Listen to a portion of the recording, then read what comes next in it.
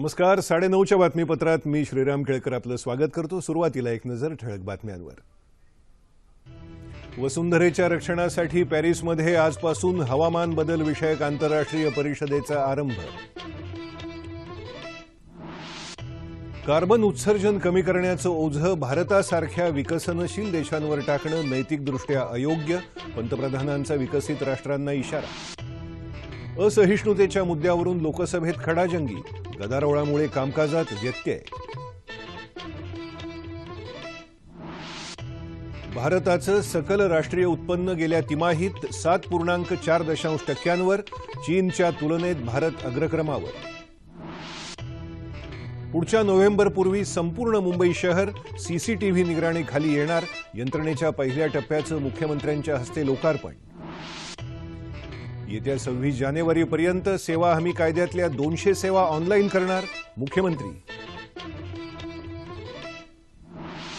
हिवाळी अधिवेशनादरम्यान शेतकऱ्यांचे प्रश्न तसंच महागाईचे मुद्दे तीव्रपणे मांडण्याचा काँग्रेसचा मनोदय, मोर्चाचंही आयोजन.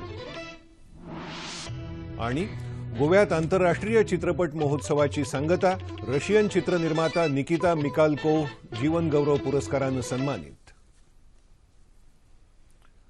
आणि आता पाहूया बातम्या विस्तारानं. वसुंधरेचं वाढत्या तापमानापासून रक्षण करण्याच्या उद्देशानं उपाययोजना करण्यासाठी पॅरिस इथं हवामान बदल विषयक आंतरराष्ट्रीय परिषदेला आजपासून आरंभ झाला. 12 दिवस चालणाऱ्या या परिषदेत 196 देश सहभागी झाले आहेत. प्रदूषणकारक वायू उत्सर्जन कमी करून जागतिक तापमान वाढ 2 अंश सेल्सिअसपर्यंत रोखून ठेवण्यासाठी कायदेशीरदृष्ट्या बंधनकारक असणारा जागतिक करार करण्याचं या परिषदेचं उद्दिष्ट आहे. पंतप्रधान नरेंद्र मोदी यावेळी भारताची भूमिका स्पष्ट करतील. दरम्यान कार्बन उत्सर्जन कमी करण्याचं ओझं भारतासारख्या विकसनशील देशांवर टाकल्यास ते नैतिकदृष्ट्या अयोग्य ठरेल असा इशारा पंतप्रधानांनी विकसित राष्ट्रांना दिला आहे. अर्थव्यवस्थेच्या विकासासाठी कार्बन उत्सर्जनाचा अधिकार गरीब राष्ट्रांना आहे असं मत त्यांनी फायनान्शियल टाइम्समध्ये व्यक्त केलं आहे. हवामान बदलाविषयीच्या लढ्यात विकसित राष्ट्रांनी जास्त जबाबदारीचं ओझं घ्यावं असं आवाहनही त्यांनी केलं. जागतिक तापमान वाढ 2 डिग्री सेल्सिअसपर्यंत रोखण्यासाठी सर्व राष्ट्रांनी समान जबाबदारी स्वीकारावी असा आग्रह अमेरिकेच्या नेतृत्वाखाली विकसित राष्ट्रांनी धरला आहे. या संदर्भातल्या जागतिक करारातला हा मोठा अडथळा मानला जात आहे. हवामान बदल हे जागतिक आव्हान असल्याचं सांगून या संदर्भात तातडीनं कृती करायची गरज पंतप्रधान नरेंद्र मोदी यांनी व्यक्त केली. पर्यावरण रक्षणासाठी भारताची कटिबद्धता दर्शवणाऱ्या दालनाचं उद्घाटन केल्यानंतर ते पॅरिसमध्ये बोलत होते.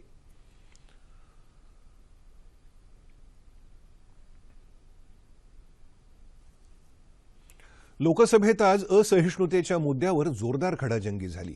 गदारोळामुळे सदनाच्या कामकाजात वारंवार व्यत्यय आला. माकपचे मोहम्मद सलीम यांनी केंद्रीय गृहमंत्री राजनाथ सिंह यांच्यावरती आरोप केला. त्यांच्या वक्तव्याला जोरदार आक्षेप घेत आपण असं वक्तव्य केलं नसल्याचा खुलासा गृहमंत्र्यांनी केला. सलीम यांनी केलेल्या आरोपामुळे आपण व्यथित झालो असून त्यांनी माफी मागावी असं आवाहन गृहमंत्र्यांनी केलं. वादग्रस्त भूसंपादन विधेयकासंदर्भात नेमण्यात आलेल्या संसदेच्या संयुक्त समितीची मुदत लोकसभेनं हिवाळी अधिवेशनाच्या शेवटच्या दिवसापर्यंत वाढवली. मात्र विरोधकांनी त्याला जोरदार विरोध दर्शवला. मुदतवाढीमुळे या विधेयकासंदर्भातला निर्णय संसदेच्या अर्थसंकल्पीय अधिवेशनापर्यंत लांबणीवर पडणार असल्याचं मत व्यक्त होत आहे. देशात असहिष्णुता वाढत असल्याचा दावा करत त्याला आळा घालण्यासाठी सरकारनं पावलं उचलावीत असं आवाहन विरोधकांनी राज्यसभेत केलं. देशातल्या सर्व नागरिकांना समान वागणूक देण्यात यावी, धर्मावरून कोणालाही लक्ष्य केलं जाऊ नये याची खातरजमा सरकारनं करावी असा मुद्दा मांडत राज्यघटनेप्रती बांधिलकी या विषयावरच्या चर्चेदरम्यान बसपा, राष्ट्रवादी काँग्रेस आणि इतर पक्षांनी सरकारला लक्ष्य केलं. संसदेचं हिवाळी अधिवेशन यंदा सर्वच दृष्टीनं महत्त्वाचं ठरणार असल्याचं म्हटलं जातं. वस्तू आणि सेवा कर विधेयक असो किंवा असहिष्णुतेच्या मुद्द्यावर चर्चा असो, अधिवेशनाकडे सगळ्यांचंच लक्ष लागलं आहे. या निमित्तानं अधिक विवेचन करण्यासाठी ज्येष्ठ पत्रकार विनायक पात्रोडकर आज आपल्या स्टुडिओत आले आहेत. नमस्कार. 9:30च्या बातमीपत्रात आपलं स्वागत.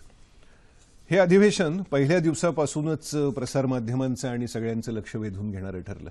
त्याची सुरुवात झाली संविधान दिनाच्या निमित्तानं होणाऱ्या चर्चेवरून आणि आता हळूहळू त्यांचा मुख्य मुद्दा आपल्या समोर यायला लागला आहे. आणखीन कोणत्या दृष्टीने हे महत्त्वाचं आहे असं तुम्ही म्हणाल? एक म्हणजे संसदेचं हे जे हिवाळी अधिवेशन आहे ते खूप अँगलनी महत्त्वाचं आहे, खूप दृष्टीने महत्त्वाचं आहे. जवळपास 1.25 वर्षानंतरनं मोदी सरकारचं आता इव्हॅल्युएशन ज्याला म्हणतो आपण सुरू झाली चर्चा, की आता वर्ष होऊन गेलं, आता खऱ्या अर्थाने अधिवेशनाच्या पटलावरही चर्चा होत असते. त्यामुळे पहिले 2 दिवस संविधानाचं निमित्त झालं आणि असहिष्णुतेची चर्चा पण त्या निमित्ताने रंगली दोन्ही सभागृहामध्ये. आणि पंतप्रधानांनी अतिशय सडेतोड उत्तर या सगळ्या चर्चेला दिलं. ते सगळ्या लोकांनी ते देशभर पाहिलेलं आहे, सभागृहात पाहिलेलं आहे.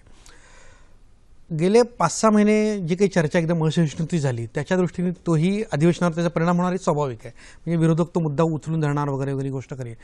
परंतु पहिल्या 2 दिवसामध्ये मोकळेपणाने चर्चा झाली हे सगळ्यात मोठं यश आहे.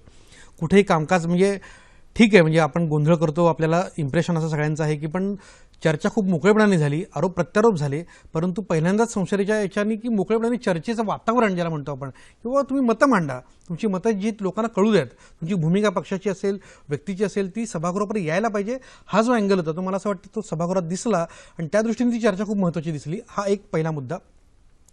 दुसरा महत्त्वाचा मुद्दा म्हणजे जो जीएसटीचा मुद्दा आहे तो त्या दृष्टीने खूप पंतप्रधानांनी चांगली पावलं उचललेली की पहिल्याच म्हणजे दुसऱ्या दिवशी त्यांनी सभागृहातलं उत्तर दिल्यानंतरनं माजी पंतप्रधान मनमोहन सिंग आणि काँग्रेसच्या पक्षाध्यक्ष सोनिया गांधी यांना चाय पे चर्चा ज्याला म्हणतो आपण चर्चेसाठी बोलवलं आणि एक चर्चा मोकळेपणाने चर्चा व्हायला पाहिजे. गेल्या 2-3 अधिवेशनात असं घडलेलं नव्हतं, हे पहिल्यांदाच घडलं. मला असं वाटतं की ते एक खूप चांगली मूव ज्याला म्हणतो आपण, एक चांगली ज्याला म्हणतो आपण चांगल्या अँगलनी दिशेने पाऊल असं उचललं पंतप्रधानांनी. आणि तेही अधिक मोकळेपणाने चर्चा जी लोकशाहीच्या दृष्टीने अधिक पोषक असते, जी आवश्यक असते आपल्या राजकीयदृष्ट्या एकूणच देशाचा विचार केला तर ते अतिशय आवश्यक आहे की विरोधकांशी चर्चा करणं. तर त्याही अँगलला ते महत्त्वाचं आहे. आता मोदींनी हे पाऊल का उचललं ह्याची चर्चा होऊ शकते, म्हणजे ते सगळ्यात महत्त्वाचं आहे. आपण जर बघितलं तर गेल्या 2-3 महिन्यातल्या घटनांकडे लक्ष दिलं की ती बिहारमधली निवडणूक हा सगळ्यात मोठा फॅक्टर ठरलेला आहे. हे बिहारमध्ये ज्या पद्धतीने भारतीय जनता पक्षाचा पराभव झालेला आहे आणि सगळी घटक पक्ष येऊन ज्या पद्धतीने पराभव झाला त्याचा एक मोठा फटका ज्याला म्हणतो आपण पक्षीय दृष्ट्या तर तो भारतीय जनता पक्षाला बसलेला आहे, हे अगदी स्पष्टपणे. आणि राज्यसभेमध्ये बहुमत नसणं हा अतिशय दुसरा महत्त्वाचा मुद्दा आहे. हे दोन्ही अँगल की सरकारला जर सगळी महत्त्वाची विधेयकं मंजूर करून घ्यावी असतील तर विरोधकांना विश्वासात घेऊन काम करणं हे अतिशय महत्त्वाचं आहे. आणि ते आता गेल्या 3 अधिवेशनात कोणाला कळलेलं नाही, पण आता मात्र सरकारला पटलेलं दिसतं व्यवस्थित किंवा नाही आता आपल्याला विरोधकांना बरोबर घेऊन काम करावं लागणार आहे, चर्चा घडवावी लागणार आहे आणि त्या दृष्टीने पावलं उचलावी लागणार आहेत.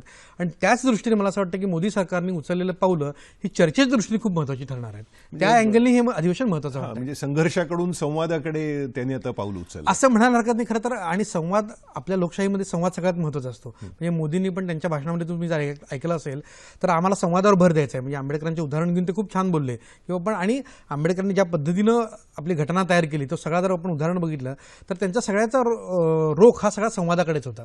आणि लोकशाहीमध्ये सगळ्यात महत्त्वाचं आहे की सगळ्यात संवादाकडे आपली भूमिका असली पाहिजे. आणि मला असं वाटतं की सरकारने हिवाळी अधिवेशनाच्या या पहिल्या 2 दिवसामध्ये तर एक सकारात्मक पाऊल उचलून विरोधकांना चर्चेमध्ये सहभागी करून घेतलं आणि त्या दृष्टीने एक चांगलं वातावरण ज्याला म्हणतो आपण असं जे काही दिवसामध्ये असहिष्णुतेच्या मुद्द्यावर थोडंसं गढूळ ज्याला म्हणतो आपण असं झालं होतं ते तुलनेने पटकन कमी झालं, त्याची तीव्रता निवळली असं म्हणायला हरकत नाही. याच्यामध्ये आता जीएसटीचा मुद्दा हा सरकारच्या अजेंड्यावर प्राधान्यानं असेलच, याच्याबद्दल काही दुमत असण्याचं कारण नाही.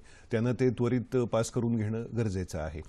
जीएसटी व्यतिरिक्त आणखीन कोणती महत्त्वाची विधेयकं या अधिवेशनात? या अधिवेशनामध्ये सरकारकडून जवळपास 53 विधेयकं मांडली जाणार आहेत. आणि सगळ्यात महत्त्वाचं हे जीएसटीचं विधान. आपण मगाशी भूसंपादनाचा ऐकला विषय, अनेक महत्त्वाची निवेदन आहेत म्हणजे पर्यावरणाच्या संदर्भात काही विधेयकं आहेत. परंतु सगळ्यात सरकारचं महत्त्व कारण काय झालेलं आहे की बहुतेक राज्यांनी त्यांचे बाकीचे कर बंद केलेले आहेत आणि उत्पन्नाचे अनेक महापालिकांचे उत्पन्नाचे स्रोत पण कमी झालेले आहेत. आणि जीएसटी विधेयक जर म्हणजे एप्रिलपासून लागू नाही झालं तर खूप मोठी अडचण होऊ शकते सरकारच्या दृष्टीने. तर एप्रिल 2016 पासून हे जीएसटी विधेयक लागू करणं हे सरकारला जवळपास खूप दबावाचं आणि बंधनकारक आहे. त्यामुळे ती चर्चा घडवून आणणं आणि त्यातले काही दोष जे काँग्रेस पक्षाने सांगितले 2-3 आता मुद्दे त्याच्यावर त्यांनी चर्चेची तयारी दाखवलेली आहे. म्हणजे पूर्वी चक्क GR काढून बाबा राष्ट्रपतींकडे पाठवलं होतं 2-3 वेळेला, राष्ट्रपतींनी तो रिजेक्ट केलेला आहे. पण आता मला असं वाटतं की त्या दृष्टीने चर्चा सभागृहात घडून ते जीएसटी विधेयक या दिवसात अजून हे नाही कळलेलं, म्हणजे तारीख नाही कळलेली, पण 23 डिसेंबरपर्यंत जवळपास हे अधिवेशन चालणार आहे.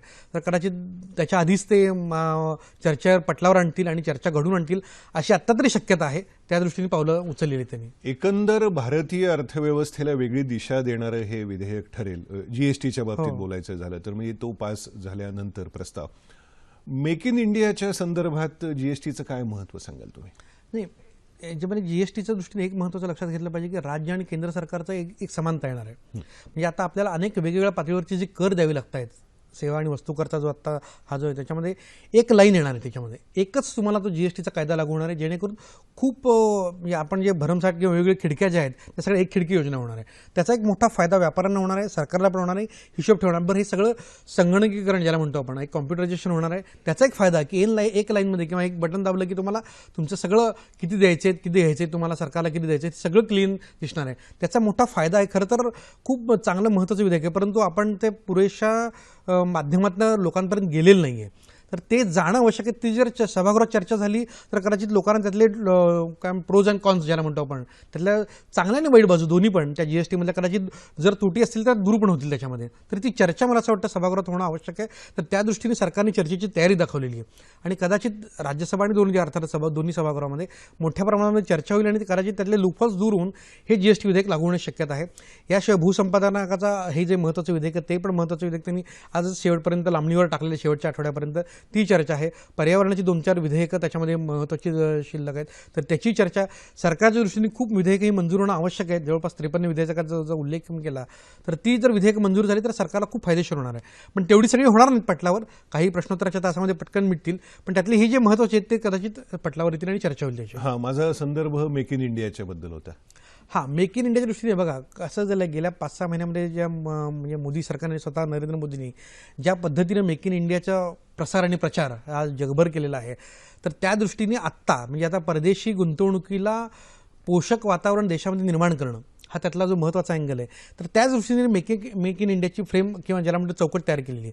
तर जीएसटी विधेयक त्याला पोषक आहे की त्याच दृष्टीने परदेशी गुंतवणूक तुम्हाला मोठ्या प्रमाणामध्ये देशामध्ये यायची असेल, जी आता ॲश्युरन्स दिलेलं आहे पंतप्रधानांना, लंडनमध्ये असेल, अमेरिकेमध्ये असेल, विशेषतः युरोपियन कंट्रीजमध्ये, की आम्ही बघ गुंतवणुकीची तयारी दाखवलेली आहे, परंतु तुम्ही या दुरुस्त्या करणं कायद्यामधल्या या आवश्यक आहेत.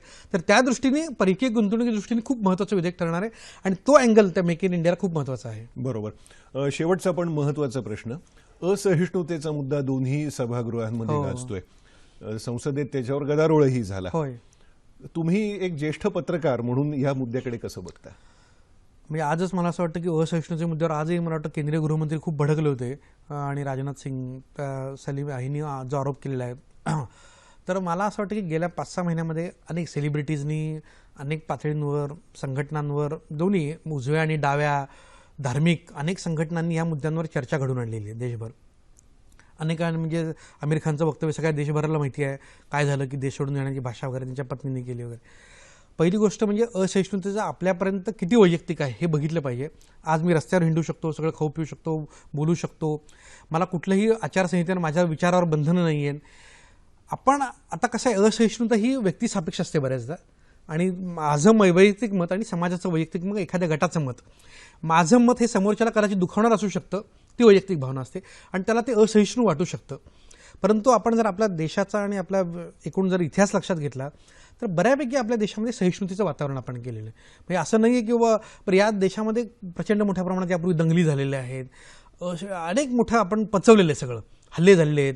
म्हणजे मुंबईसारखा मोठा हल्ला झालेला आहे, कितीतरी हल्ले झाले, अतिरेकी हल्ले झालेले आहेत. आपला देश कुठेही तुटण्याची भाषा आपण कधी केलेली नाही आहे. मला असं वाटतं की तो एक महत्त्वाचा अँगल आहे की देश एकसंघ राहणं, एक भारत श्रेष्ठ भारत ही जी भूमिका आता मांडता आहे, तर त्या दृष्टीने सहिष्णुतेची लाईन घेणं हे मला असं वाटतं सगळ्यात महत्त्वाचं आहे आणि त्या अँगलनी सर्वांनी विचार करणं. म्हणजे मी काल, आपण तुम्हाला सगळ्यांना माहिती असेल की एक क्लिप अगदी ताजी घटना, की काल कुठल्या तरी एका चित्रपटगृहामध्ये राष्ट्रगीताला एक कुटुंब उभं राहिले नाही, तर बाकीच्या सगळ्यांनी एकत्र येऊन त्यांना अगदी थिएटर बाहेर काढलं आणि तो मग चित्रपट चालू केला. मला असं वाटतं की काही घटना छोटी असेल, ती कदाचित एका मुंबईसारख्या शहरामध्ये घडली असेल, परंतु देशभावनेची एक भावना ज्याला म्हणतो आपण, बाबा तुम्ही राष्ट्रगीताला उभं राहिलं पाहिजे.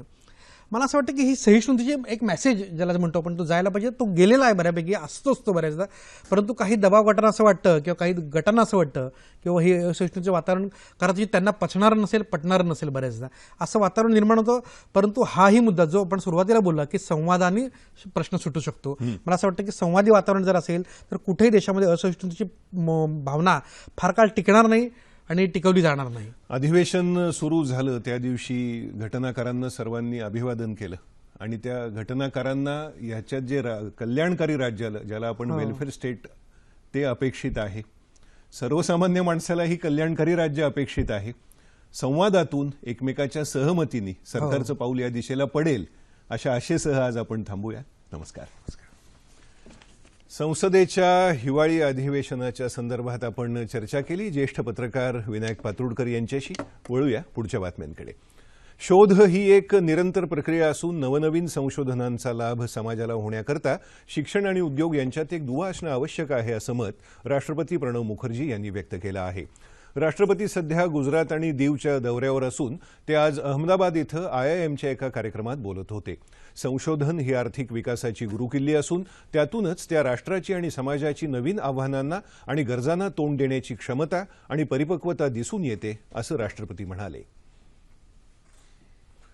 कारखानदारी, खाणकाम आणि सेवा क्षेत्रातल्या उद्योगांच्या उत्साहवर्धक कामगिरीमुळे भारतीय अर्थव्यवस्थेनं जुलै ते सप्टेंबर या तिमाहीत सकल राष्ट्रीय उत्पन्न 7.4% नोंदवण्यात आलं आहे.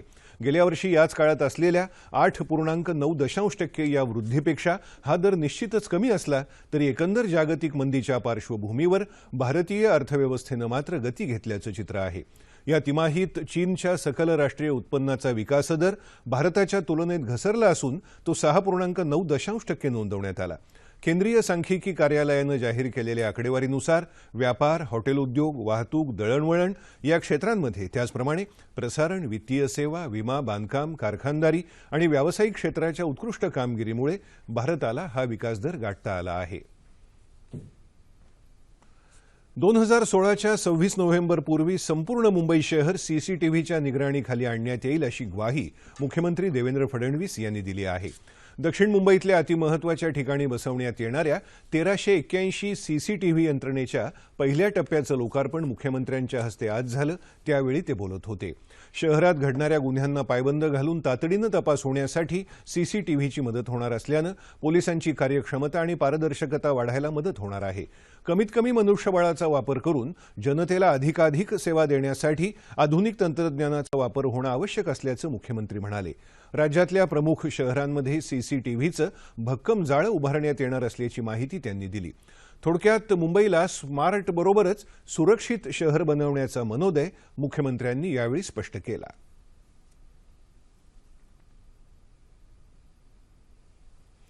सेवा हमी कायद्यातल्या 200 सेवा येत्या 26 जानेवारीपर्यंत ऑनलाईन करणार असल्याची माहिती मुख्यमंत्री देवेंद्र फडणवीस यांनी आज दिली. ई-इंडिया महाराष्ट्र परिषदेचं उद्घाटन करताना ते आज मुंबईत बोलत होते. स्मार्ट सिटीसाठी डिजिटल तंत्रज्ञान, स्मार्ट हेल्थ आणि स्मार्ट प्रशासन या विषयावर ही परिषद आयोजित करण्यात आली होती. या परिषदेत होणाऱ्या चर्चेतून येणाऱ्या सूचनांचा समावेश ई-गव्हर्नन्स राबवताना केला जाईल. डिजिटल क्रांतीमुळे नागरिकांचं जीवनमान बदलायला मदत झाली आहे. सेवा हमी विधेयकाच्या माध्यमातून सर्व सेवा ई-पोर्टलद्वारे देण्यासाठी राज्य शासन प्रयत्नशील असल्याचं ते म्हणाले. राज्यातली 50 गावंही शहरांप्रमाणे स्मार्ट होण्यासाठी प्रकल्प हाती घेण्यात येणार आहे, असंही मुख्यमंत्र्यांनी यावेळी सांगितलं. शेतकऱ्यांसाठी असलेल्या कृषी संजीवनी आणि पाणी संजीवनी योजनांतर्गत दुष्काळग्रस्त शेतकऱ्यांच्या वीज देयकाची 50% थकबाकी माफ करण्यात येणार असून उरलेली थकबाकी 10 हप्त्यांमध्ये भरता येणार असल्याचं ऊर्जामंत्री चंद्रशेखर बावनकुळे यांनी सांगितलं. बीडमध्ये घेतलेल्या पत्रकार परिषदेत ते आज बोलत होते. बीड जिल्ह्यातल्या परळी औष्णिक विद्युत निर्मिती प्रकल्प कोणत्याही परिस्थितीत बंद पडू देणार नाही, अशी ग्वाही त्यांनी दिली. हा प्रकल्प चालू ठेवण्यासाठी नांदेड इथलं सांडपाणी वापरण्यात येईल. त्यामुळे 2 संच चालवले जातील. तसंच परळी जवळच्या नागापूर धरणाच्या पाण्यावर 1 संच चालवला जाणार असल्याचं बावनकुळे यांनी सांगितलं. राज्यातल्या शेतकऱ्यांच्या प्रश्नासह इतर महत्त्वाच्या समस्यांबाबत विधिमंडळाच्या नागपूर इथे होणाऱ्या हिवाळी अधिवेशनात येत्या 8 तारखेला काँग्रेसच्या वतीनं मोर्चा काढण्यात येणार आहे. तसंच डाळ भाववाढ, अवकाळी पाऊस, जनावरांचा चारा, पाणी प्रश्न, कापसाला योग्य हमीभाव हे मुद्दे लावून धरणार असल्याचं काँग्रेसचे प्रदेशाध्यक्ष अशोक चव्हाण यांनी आज मुंबईत पत्रकार परिषदेत सांगितलं. शेतकरी कर्जमाफी आणि महागाई नियंत्रणासह इतर अनेक मागण्यांसाठी हे आंदोलन करणार असल्याचं ते म्हणाले. शेतकऱ्यांच्या प्रश्नांबाबत केंद्र आणि राज्य सरकारची उदासीनता दिसून येत आहे आणि म्हणूनच वारंवार मागणी करूनही सरकारनं कर्जमाफीची मागणी मान्य तर केली नाहीच, शिवाय आत्महत्याग्रस्त शेतकऱ्यांपर्यंत मदत पोहोचली नसल्याचा आरोप त्यांनी केला. डाळीचे दर कमी करण्याबाबत घोषणा करूनही प्रत्यक्षात तूरडाळ स्वस्त झाली नसल्याचं चव्हाण यावेळी म्हणाले. विधान परिषद निवडणुकीसंदर्भात राष्ट्रवादी काँग्रेससोबत चर्चा सुरू असल्याचं सांगत अद्याप कोणत्याच नावांची निश्चिती झाली नसल्याची माहिती चव्हाण यांनी यावेळी दिली. मराठवाड्याला पाणी देण्यासाठी नाशिककरांनी विरोध करू नये असं आवाहन रिपब्लिकन सेनेचे सरसेनानी नेते आनंदराज आंबेडकर यांनी केलं आहे। लातूर इथं आज ते पत्रकार परिषदेत बोलत होते। नदी जोड प्रकल्पाची अंमलबजावणी झाली असती तर दुष्काळाला सामोरं जावं लागलं नसतं, तसंच शेतकऱ्यांच्या आत्महत्याही झाल्या नसत्या। कोयनेचं समुद्रात जाणारं पाणी गोदावरीत आणावं यासाठी शासनानं प्रयत्न करावेत असं आवाहनही त्यांनी केलं। मराठवाड्यातले नेतेही पाणी मिळवण्यात कमी पडल्याचं मत त्यांनी यावेळी व्यक्त केलं। गोव्यात भरलेल्या 46व्या आंतरराष्ट्रीय चित्रपट महोत्सवाची आज शानदार सोहळ्यानं सांगता झाली। अमेझॉन नदीच्या काठावरच्या विशिष्ट वनस्पतीच्या शोधाची कथा उलगडणाऱ्या एम्ब्रेस ऑफ द सर्पंट या चित्रपटाला सुवर्ण मयूर पारितोषिकानं गौरवण्यात आलं। सर्वोत्कृष्ट दिग्दर्शकाचा बहुमान आइन्स्टाइन इन गुआनाजुआटो या चित्रपटासाठी पीटर ग्रीनवे यांना मिळाला। विन्सेंट लिंडन ठरले सर्वोत्कृष्ट अभिनेता आणि सर्वोत्कृष्ट अभिनेत्रीच्या पुरस्कारावर गुने सेन्सॉय, डोगा डोगुसलू, टुग्बा सुनगोरोलू, एली टिस्कान आणि इलियादा अगडोगन या 5 जणींनी नाव कोरलं। सील्ड कार्गो हा चित्रपट ठरला परीक्षकांच्या पसंतीचा विशेष चित्रपट। रशियन चित्रनिर्माता निकिता मिखालको यांना जीवनगौरव पुरस्कारानं सन्मानित केलं गेलं। ICFT युनेस्को पुरस्कार या नव्यानं सुरू करण्यात आलेल्या पुरस्काराचा पहिला मान मिळाला कौशिक गांगुली दिग्दर्शित सिनेमावाले या चित्रपटाला। श्यामाप्रसाद मुखर्जी क्रीडागारात झालेल्या या भव्य आणि दिमाखदार सोहळ्याला आंतरराष्ट्रीय सिनेसृष्टीतील नामवंतांबरोबरच गोव्याच्या राज्यपाल मृदुला सिन्हा, केंद्रीय माहिती आणि प्रसारण राज्यमंत्री कर्नल राज्यवर्धन सिंह राठोड, गोव्याचे मुख्यमंत्री लक्ष्मीकांत पार्सेकर, माहिती आणि प्रसारण विभागाचे सचिव सुनील अरोरा तसंच विख्यात संगीतकार AR रहमान उपस्थित होते।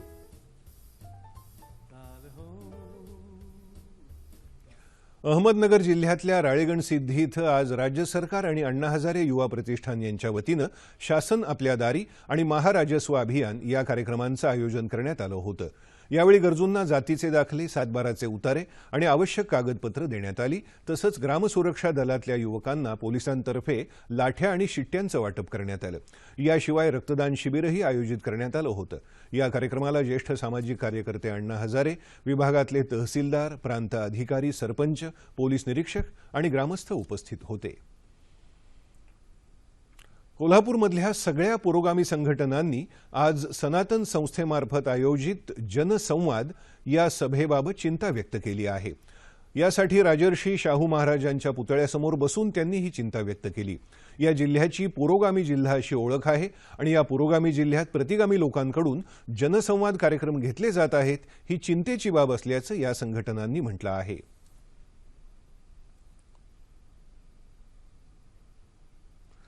राज्यातला पहिलाच फुलपाखरू महोत्सव नुकताच कोल्हापूर जिल्ह्यातल्या राधानगरी अभयारण्यात साजरा झाला। सुमारे 125 प्रकारच्या फुलपाखरांच्या विविध प्रजाती जवळून अभ्यासता आल्यानं फुलपाखरू प्रेमींमध्ये अत्यंत उत्साहाचं वातावरण यावेळी पाहायला मिळालं। फुलपाखरू म्हटलं की डोळ्यासमोर येतं ते रंगबिरंगी विविध आकाराचं निसर्गानं बहाल केलेलं एक अभिजात सौंदर्याचं मूर्तिमंत उदाहरण। हेच सौंदर्य जगासमोर यावं यासाठी बायसन नेचर क्लबच्या वतीनं कोल्हापूर जिल्ह्यातल्या राधानगरी अभयारण्यात राज्यातल्या पहिल्या फुलपाखरू महोत्सवाचं आयोजन करण्यात आलं होतं। राज्यात फुलपाखरांच्या एकूण 225 प्रजाती आढळतात।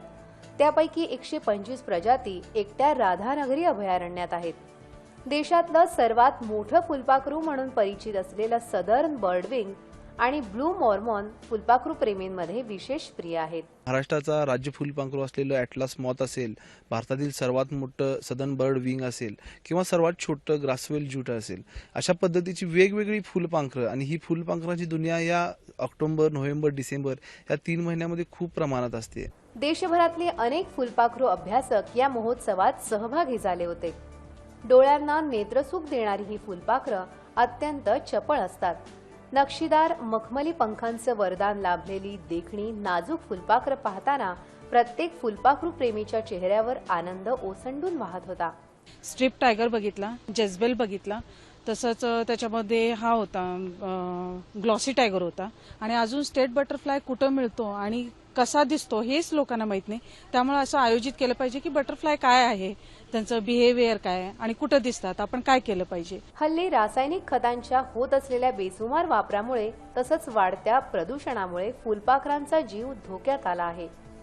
निसर्गाच्या या अप्रतिम सौंदर्य जीवांचं जतन करणं ही आपल्या प्रत्येकाची जबाबदारी आहे आणि त्यासाठी प्रत्येकानं पुढाकार घेण्याची गरज आहे. राज्यात पहिल्यांदाच अकलूज इथं राष्ट्रीय अश्वक्षमता स्पर्धेचं आयोजन करण्यात आलं होतं. महाराष्ट्र, राजस्थान, हरियाणा, पंजाब या राज्यातले 12 स्पर्धक यात सहभागी झाले होते. या खेळाच्या माध्यमातून घोड्यांची निगा कशी राखावी, घोड्यांचं पालन कसं करावं याविषयी माहिती देण्यात आली. घोडेस्वारी, अश्वदौड क्षमता, वॉकिंग हॉर्स या खेळांबाबतही यावेळी मार्गदर्शन करण्यात आलं. यावेळी घेण्यात आलेल्या स्पर्धांमध्ये प्रथम क्रमांक उत्तर प्रदेशच्या मुजीब अहमद यांच्या बादल या अश्वानं पटकावला, तर सोलापूरच्या दुर्योधन सावंत यांच्या अश्वानं दुसरा क्रमांक मिळवला.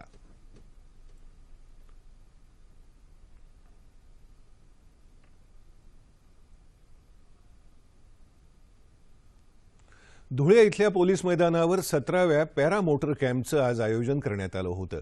यावेळी भारतीय स्थलसेनेच्या जवानांनी पॅरा मोटर कॅम्पच्या पॅराशूटमध्ये बसून चित्तथरारक प्रात्यक्षिकं करून दाखवली. तसंच लहान मुलांसाठी हवेतून चॉकलेट आणि गुलाब पुष्पांचा वर्षाव केला. भारतीय स्थलसेनेच्या 13व्या रेजिमेंट ऑफ आर्टिलरीतर्फे या कॅम्पचं आयोजन करण्यात आलं होतं. मेजर प्रतापसिंह आणि सुखविंदर सिंह यांनी यावेळी जवानांना मार्गदर्शनही केलं.